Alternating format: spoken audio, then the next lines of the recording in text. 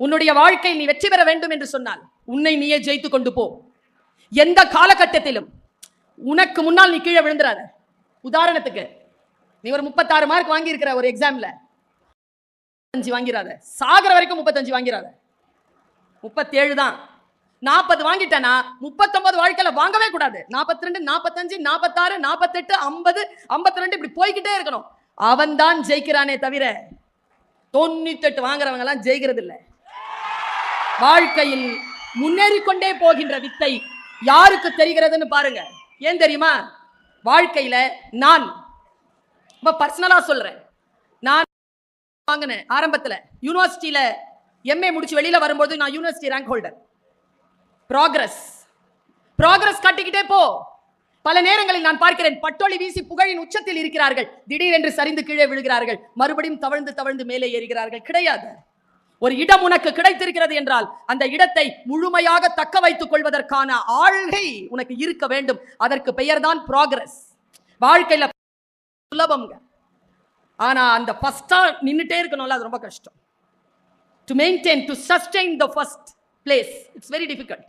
அதனால் வாழ்க்கை நீ ஜெயித்துக் கொண்டே போக வேண்டும், அவ்வளவுதான்.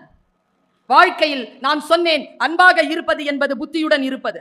அடிப்படையில் யோசித்து பார்த்தால் நாம் வாழ்க்கையை, கவிதையை, பொருளாதாரத்தை, குடும்பத்தை, உறவுகளை, உருவத்தை, எதை புரிந்து கொள்ள வேண்டும் என்றாலும் நமக்கான புத்திசாலித்தனம். அறிவு இல்லாமல் எந்த ஒன்றையும் நம்மால் நிதர்சனமாக புரிஞ்சுக்கவே முடியாது.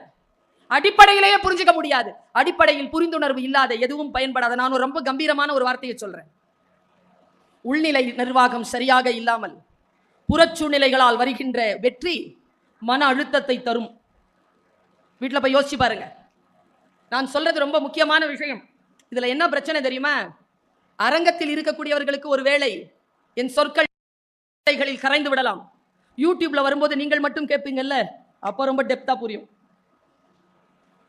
உள்நிலை நிர்வாகம் சரியில்லாமல் புறச்சூழ்நிலைகளால் வருகின்ற வெற்றி உங்களுக்கு மன அழுத்தத்தை தரும்.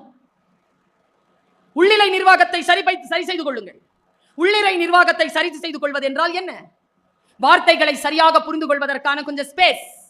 அந்த ஸ்பேஸ் வாழ்க்கையில் எல்லோரும் வெற்றி பெறத்தான் விரும்புகிறார்கள். என்ன பிரச்சனை தெரியுமா? யாருமே தோல்வி அடைய விரும்பவே இல்லை.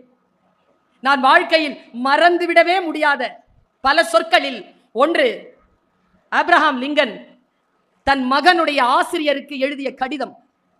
ஆப்ரஹாம் லிங்கன் தன்னுடைய மகனுடைய ஆசிரியருக்கு இப்படி எழுதுகிறார்: என் மகனுக்கு சொல்லிக் கொடுங்கள், தோல்வி அடை ஒன்றும் நரக வேதனையை தராது என்று சொல்லித்தாருங்கள், ஒன்றும் இழிவல்ல என்று சொல்லித்தாருங்கள். உழைக்காமல் கிடைக்கின்ற $5 விட உழைத்து பெறுகின்ற ஒரு பெண்ணி சிறந்தது என்று என் மகனுக்கு சொல்லித்தாருங்கள். இதுல நான் அசைஞ்சு போன ஒரு வார்த்தை என்ன தெரியுமா? என் மகனுக்கு சொல்லித்தாருங்கள், அழுவது ஒன்றும் குற்றம் இல்லை என்று என் மகனுக்கு சொல்லித்தாருங்கள். அதை விட என் கால்களை அசைத்த இன்னும் ஒரு வாக்கியம், ஒவ்வொரு ஒரு நண்பன் இருக்கிறான் என்று என் குழந்தைக்கு சொல்லிக் கொடுங்கள். மனிதம் என்பது என்ன என்பதனை என் குழந்தைக்கு சொல்லிக் கொடுங்கள். எதையுமே சொல்லுகின்ற வாய் யாராக இருந்தாலும் சொல்லப்படுகின்ற சொல்லை வடிகட்டி அதன் உண்மையை தெரிந்து கொள்வதற்காக என் பிள்ளைக்கு சொல்லிக் கொடுங்கள் என்று எழுதுகிறான் ஆப்ரஹாம் லிங்கன். ஒரு பாட்டு தான், ஒரு கவிதை தான், புரிய வேண்டுமே. புரிந்தால் வாழ்க்கையில் மாற்றம் நிகழ்கிறது. புரிந்தால் வாழ்க்கையில் மற்றவர்கள் வாழ்க்கையில் மாற்றம் ஏற்படுத்துகின்ற நடவடிக்கை வந்து சேர யாரையும் அவ்வளவு சீக்கிரமா ஹேண்டில் பண்ண முடியறது இல்லைங்க. எது செய்தாலும் நடத்தினோமோ அதுதான் நமக்கு அடுத்த வாட்டி அவனை நடத்துறதுக்கு காரணமா இருக்கு. ஆனால் வாழ்க்கை அப்படி அல்ல. நான் முன்னம் சொன்னது போல வாழ்க்கை சொல்லிக்கொண்டே இருக்கிறது, கற்றுக்கொள்ளுகின்ற வரைக்கும் சொல்லி தருகிறது. கற்றுக்கொள்வதை நாம் நிறுத்துகின்ற அந்த வினாடியில் கற்பித்தல் என்பது தொடர்ந்த வண்ணம் இருக்கிறது. அதை நம்மால் எதிர்கொள்ளவே முடியவில்லை. பெண்களை எப்படி கண்ணியப்படுத்துவது என்பது, ஒரு வார்த்தை எங்கேனும் சொல்லப்பட்டால் அந்த வார்த்தைகளுக்கு பின்னால் இருக்கக்கூடிய அர்த்தத்தை எப்படி புரிந்து கொள்ள வேண்டும் என்பதற்காக நான் பேசிக்கொண்டே இருக்கிறேன். பல நேரங்களில் நம் காட்சி நமக்கு முன்னால் கடந்து போகுது, ஆனால் புரியறதே இல்லை. இப்போ உதாரணத்துக்கு சொல்லவா, நாங்கள் இங்க பெண்கள் வந்து உட்காந்து, இதுக்கு முன்னாலே நிறைய பேர் பேசினாங்க. மேடை ஏறின உடனே எங்களை என்ன பண்ணாங்க, எப்படி மரியாதை கொடுத்தாங்க, என்ன பண்ணாங்க சொல்லுங்க, என்ன பண்ணாங்க? துணி எடுத்து பொருத்துனாங்களா? ஏன் நாங்கெல்லாம் துணி போட்டுட்டு தானே இருக்கோம். எதுக்கு பொருத்தணும்? என்ன மரபு அது? ஏன் அதை செய்கிறார்கள்?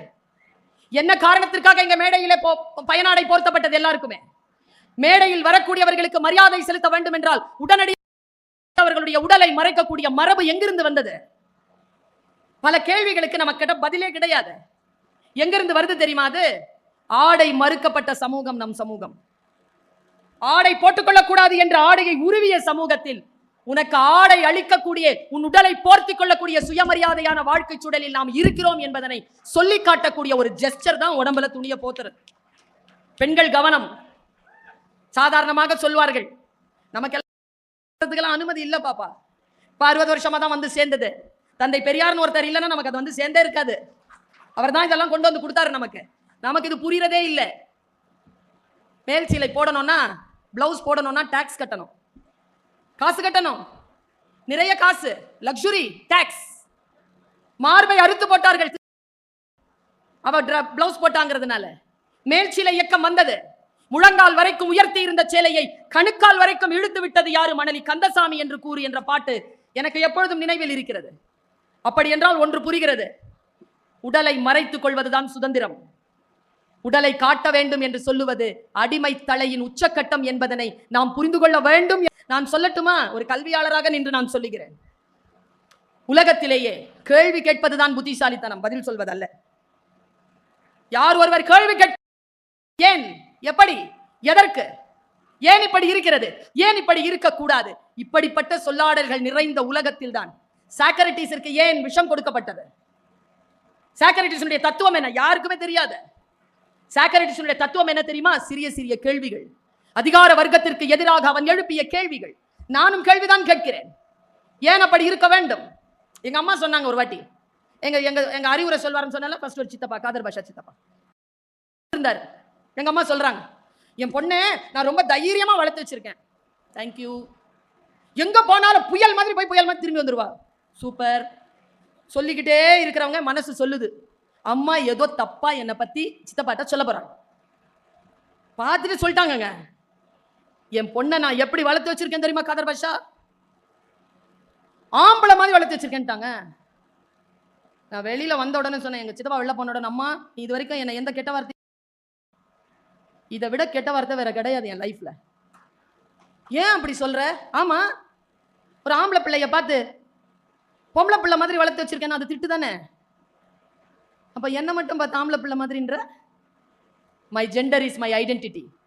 என் பாலினம் என்பது என் அடையாளம். என் அடையாளத்தோடு தான் நான் இருப்பேன் தவிர வேறு விதமாக வளர்வதில் இல்லை என்னுடைய வளர்ச்சி.